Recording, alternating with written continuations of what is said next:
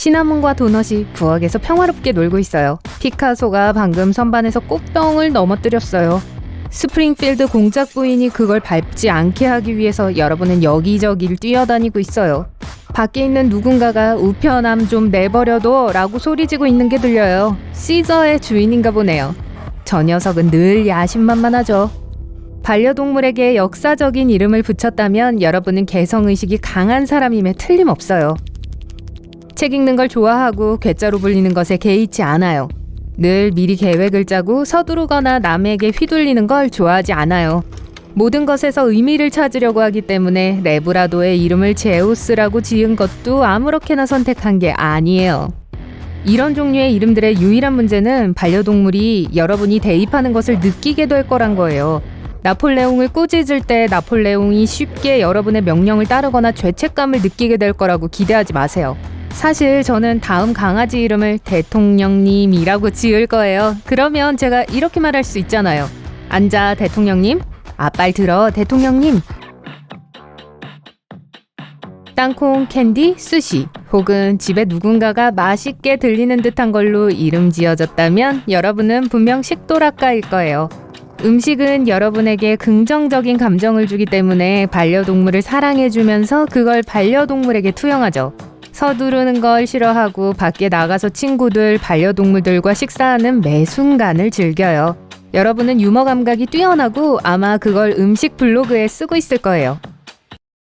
곰, 키티 또는 호랑이 같이 동물 이름을 반려동물에게 붙여줬다면 여러분은 진짜 자연의 팬이에요. 여러분은 반려동물을 집에 있는 온전한 동물의 왕국으로 보며 가능한 모든 색과 크기의 동물들을 사랑하죠. 가장 행복하다고 느끼는 곳은 야외예요. 활동적인 스포츠를 선호하고 어려운 상황을 두려워하지 않아요. 친구들은 무슨 일이 일어나는 감정 이전에 이성을 잃지 않는 여러분의 능력에 감탄하죠. 솜털이, 뽀송이 또는 그런 귀여운 이름들은 마음이 아직 어린이에요. 여러분은 만화를 보고 부모님이 돌봐주고 장난감을 가져다준 그 모든 달콤한 기억들을 소중히 여겨요. 아직 어른 생활의 힘든 현실을 대면할 준비가 되어 있지 않아서 가능한 한 삶의 달콤함을 더해주려고 노력하죠. 반려동물에게 사람 이름을 지어줬을 경우 그들을 여러분의 가족의 일원으로 완전히 받아들인 거예요. 여러분은 어린 벨라, 맥스 또는 라일리를 동생처럼 대하죠. 그들에게 말을 걸고 감정적인 지지를 위해 의지도 하죠. 또 여러분은 다른 사람들을 돌보는 걸 좋아하고 모든 살아있는 것들에게 여러분의 끝없는 사랑을 주고요. 가족은 여러분에게 세상의 전부를 의미해요. 만약 고양이 이름을 소피아 공주, 개 이름을 킹 조지 또는 다른 호칭 이름을 붙여줬다면 여러분은 반려동물을 행복하고 편안하게 해주기 위해 세상 끝까지 갈 사람이에요. 인생에서 성취한 모든 게 자연스럽고 반려동물도 그런 것들 중 하나죠. 여러분은 자신이 얼마나 화려하고 중요한 사람인지 모든 사람에게 알리고 싶어 해요. 종종 예민해질 수도 있는데 감정을 숨기지도 않죠. 대중문화적인 이름을 부르는 것은 다소 개방적인 사람이라는 표시예요. 여러분은 반려동물의 이름을 알아내는 모든 사람들이 여러분의 열정을 추측할 수 있다는 걸 알죠. 또한 세련된 느낌을 좋아하며 같은 취향을 가진 새로운 친구 사귀는 걸 개의치 않아 할 겁니다. 여러분의 초능력은 상황을 너무 마음에 담아두지 않는 거예요. 반려동물의 이름이 나쁜 짓 하는 캐릭터 이름일 때 반려동물을 평가하려고 하지 마세요. 제인 에어나 벨같이 책에 등장하는 사람 캐릭터를 선택했다면 여러분은 똑똑하며 주변에 있는 다른 사람들도 그러길 바래요. 여러분을 감동시키는 건 쉽지 않으며 누군가가 그걸 해낸다면 여러분은 그 사람을 영원히 존경할 거예요. 또한 다른 사람들 눈에 띄고 좋은 인상을 주는 걸 좋아하죠. 점박이, 멍멍이, 또리와 같이 흔한 반려동물 이름을 선택한다면 여러분은 보통의 길을 벗어나지 않는 믿을 만한 사람이에요. 여러분은 상황을 더 복잡하게 만드는 걸 싫어하고 그런 면에서 점이 있는 개를 점박이라고 부르는 건 완전 말이 되죠. 만약 반려동물이 생긴 것과 정반대의 흔한 이름을 골랐다면 당신은 유머 감각과 아이러니가 대단한 사람이에요. 파괴자라는 이름의 귀여운 고양이나 데이지라는 이름의 로트와일러가 그런 좋은 예죠. 자연스럽게 창의적인 사람들은 자신의 반려동물에게 픽셀이나 JPEG와 같은 가장 예상치 못한 독창적인 이름 지어주는 걸 좋아해요. 만약 여러분이 그런 사람 중 하나라면 여러분은 새로운 친구 사귀는 걸 좋아하고 취미나 일에 대해 이야기하는 걸 좋아해요. 이름의 유래에 관한 똑같은 질문에 100번 이상 대답할 준비가 되었으니 인내심도 있죠. 반려동물이 2마리 있는데 독창적으로 어울리는 이름을 지어줬다면 여러분은 멋진 사람이며 자기가 얼마나 똑똑한지를 보여주는 걸 좋아해요. 성급하게 결정 내리지 않으며 고양이를 위해 음과 양이라는 이름과 강아지를 위해 진실과 대담이란 이름을 생각해낸 것에 자부심을 느끼죠. 여러분이 선택한 반려동물은 또한 자신을 어떻게 보는지, 삶에서 어떤 걸 원하는지를 반영해주고 있어요. 개를 키우는 사람들은 전형적으로 충성스럽고 자신감 있고 끈질기며 고양이를 키우는 사람들에 비해 더 쾌활해요. 가족과 함께 살 가능성이 더 높으며 그들의 외향적인 영혼은 새로운 사람들을 만나도록 요구하죠. 개를 산책시키고 다른 개 주인들과 대화를 시작하는 건 그걸 하기에 좋은 방법이에요. 개를 좋아하는 사람들은 또한 기꺼이 새로운 기술을 시도해보고 오늘을 즐겨라의 자세를 유지할 거예요. 고양이 키우는 사람들은 좀 더 독립적이고 창의적이며 감정적으로 예민하고 새로운 경험에 개방적이에요. 그들은 잘 들어주며 개를 좋아하는 사람들보다 친구들이 덜 바뀌어요.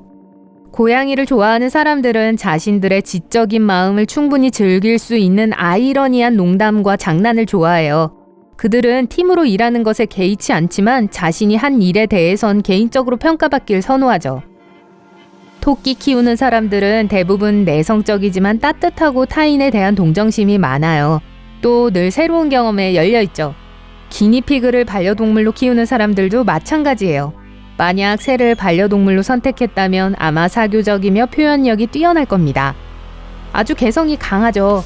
동시에 예의 바르고 배려심이 많아요. 거북이 주인들은 대부분 근면하며 믿음직하고 이성적이에요. 목표가 있다면 아무도 여러분을 막을 수 없죠. 집에 물고기를 키우는 사람은 차분하고 정서적으로 안정된 사람이에요. 여러분은 삶이 주는 모든 것에 꽤 흡족해하며 항상 밝은 면을 바라보죠. 이국적인 파충류 팬들은 모든 반려동물 주인들 중에 가장 독립적이에요. 깔끔하고 단정하며 여러분의 반려동물이 자신들의 개인적 공간을 좋아하는 만큼 여러분도 개인적인 공간을 좋아해요. 분석적인 사고를 갖고 있지만 가끔 예측할 수 없는 파격적인 선택도 하죠. 반려동물이 2마리 이상 있는데 둘이 완전 다르다면 여러분은 다재다능하고 자신의 다른 성격을 포용할 줄 알아요. 다양성을 사랑하고 타인과 동물들을 존경으로 대하죠. 개들은 여러분이 이름을 부를 때 고개를 갸우뚱거리거나 더 잘 들으려고 새로운 소리를 내기도 해요.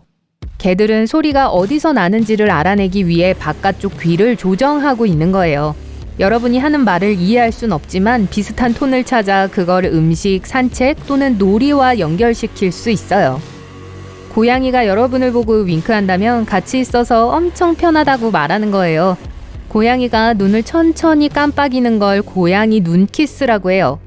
고양이를 향해 눈을 천천히 감았다가 눈을 떠보고 고양이도 그렇게 하는지 볼 수 있어요.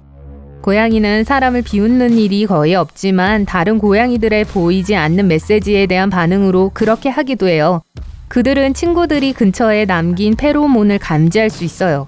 혀로 입천장을 막고 냄새를 가두면 입술이 오그라들죠. 고양이들은 오이를 보면 기겁을 해요. 왜냐하면 오랜 숙적인 뱀과 많이 닮았기 때문이에요. 물리는 것을 피하기 위해 자연스럽게 공중으로 뛰어오르도록 프로그램되어 있어요.